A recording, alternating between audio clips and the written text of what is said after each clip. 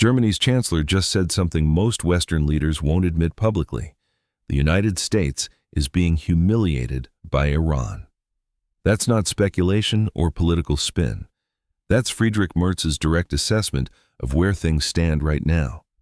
According to Mertz, the Iranians are proving stronger than expected, and the Americans lack a convincing strategy in negotiations. He argues the U.S. entered this conflict without any real plan, while Iran is skillfully negotiating, or more accurately, skillfully avoiding negotiation altogether. This is Merz's opinion, but it reflects a growing perception among some European leaders.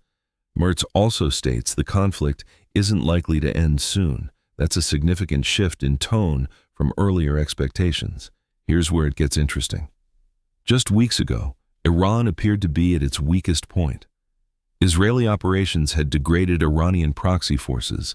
Assad's regime in Syria had fallen. A 12-day war had just concluded.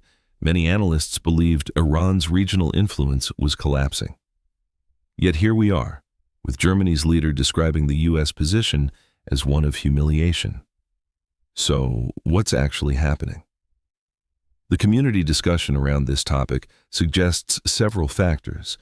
Many point out that U.S. air superiority, typically a decisive advantage, means far less in Iran's mountainous terrain. Aerial operations have clear limitations when the geography doesn't cooperate. There's also a consensus view, though not confirmed, that damage and losses are being downplayed to maintain positive messaging.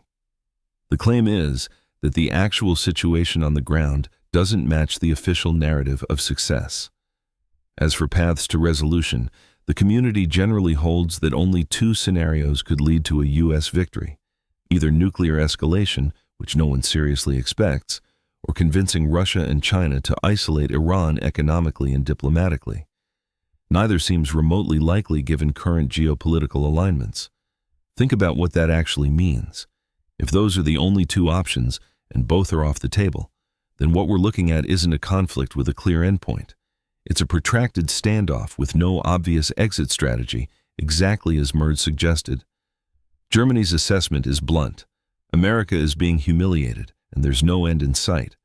Whether that's entirely accurate or a European political perspective, it signals how allies are now openly questioning U.S. strategy. What do you think Merz gets right or wrong here?